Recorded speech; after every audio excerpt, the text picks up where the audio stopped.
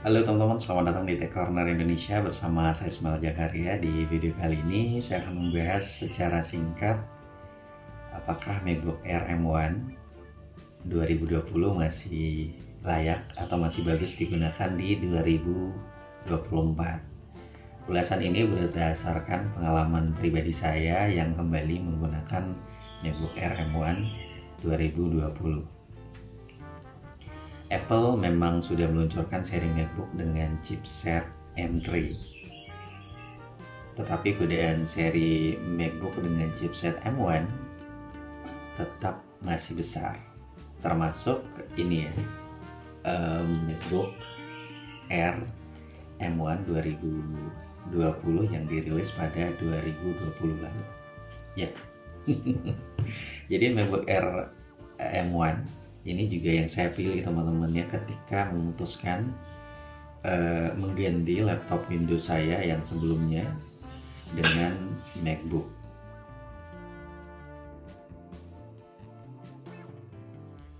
Alasan utama saya adalah karena daily driver saya juga perangkat Apple, yakni iPhone 11, sehingga harapannya proses transfer data itu bisa jauh lebih mudah dalam ekosistem yang sama.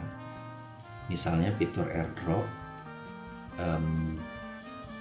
dari iPhone ke MacBook ataupun sebaliknya, yang menurut saya sangat membantu untuk kirim foto, video, dan dokumen lainnya. Ada juga fitur continuity ya, yang juga penting bagi saya, sehingga proses copy paste antar perangkat itu semakin mudah ya, tanpa harus ribet kirim dulu melalui aplikasi berbagi pesan seperti WhatsApp misalnya, lalu copy di situ dan kemudian paste.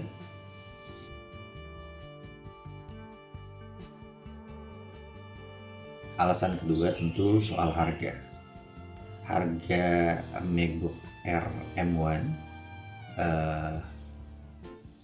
bisa terbilang lebih terjangkau atau lebih murah dibanding seri terbaru, baik harga baru maupun juga yang second. Maksudnya baik unit yang baru, brand new inbox ataupun juga yang bekas. Harga baru MacBook M1 Air ya, untuk ukuran 256GB atau kapasitas 256GB di kisaran 12,9 juta.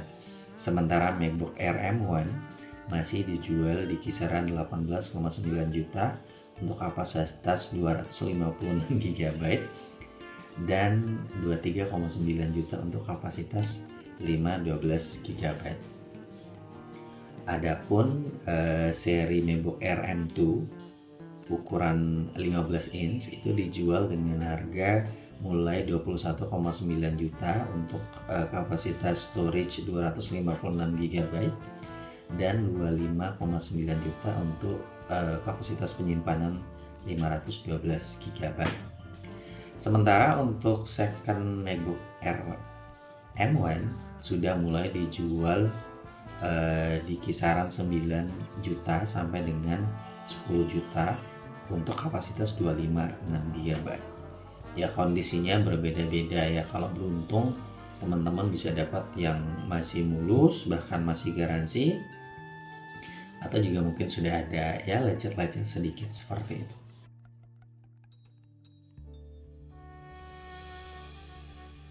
Alasan ketiga adalah meskipun ini MacBook Air ini ya, M1 ini adalah base model, tetapi MacBook ini menurut saya masih bisa mengerjakan. Alasan ketiga, meski ini base model, tetapi MacBook Air M1 ini masih bisa mengerjakan semua hal yang mendukung pekerjaan saya, baik sebagai seorang pekerja media maupun juga seorang pembuat konten. Kemudian tentu yang kita tahu adalah ini punya Magic Keyboard yang sangat enak untuk digunakan. Saya bingung ya menjelaskannya seperti apa, tetapi memang terasa empuk dengan Triple K yang enak gitu. Terus MacBook Air M1 ini juga didukung daya tahan baterai yang masih sangat bagus. Tentu terima kasih ya buat Apple karena di base model ini tidak ada fitur touch bar yang menurut saya selain tidak berguna juga cukup bikin boros baterai ya. Nah, soal baterai hemat tadi itu saya pernah mengedit file PDF selama hampir setengah jam dengan kondisi baterai awal itu 100%. Dan itu nggak turun sama sekali atau nggak berkurang 1% pun. Suatu hal yang buat saya yang kerja memang banyak terkait dokumen itu tentu sangat penting banget. Nah, kemudian MacBook Air M1 ini juga cukup bagus untuk pekerjaan-pekerjaan yang berat. Misalnya nih untuk mengedit video ataupun foto. Di MacBook Air M1 ini saya menggunakan aplikasi seperti Final Cut dan juga CapCut Desktop untuk mengedit video. Nah, kedua aplikasi ini ternyata berjalan lancar di MacBook Air M1, dan kalau kita mau render atau proses rendernya juga terbilang cukup cepat. Nah, kemudian untuk foto itu saya menggunakan MacBook Air M1 ini untuk mengedit di Photoshop, dan sama seperti di video, proses editing dengan Photoshop juga cukup cepat. Saya belum coba untuk beberapa aplikasi Adobe lain seperti After Effects misalnya, ataupun juga seperti Premiere Pro, tapi nanti aku coba bikin di video berikutnya.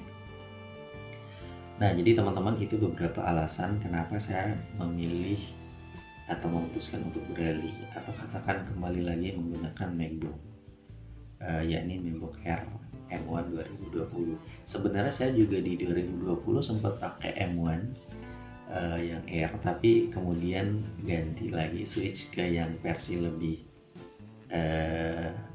lebih kecil lagi dulu ya, ke MacBook Air 2017. Nah, jadi meskipun terbilang sudah lama karena ini udah 3 tahun ya, hampir berlalu, tetapi ternyata MacBook Air M1 2020 ini masih banyak yang pakai, dan setelah pakai ternyata pikir-pikir untuk update ke generasi terbaru, baik itu yang M2 maupun juga M3.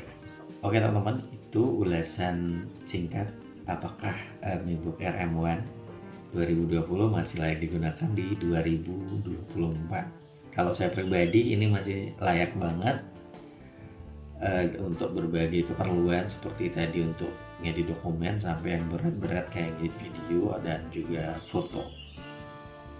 So, semoga video ini bermanfaat dan bisa jadi referensi buat kalian yang mungkin berencana untuk meminang MacBook ini di 2024.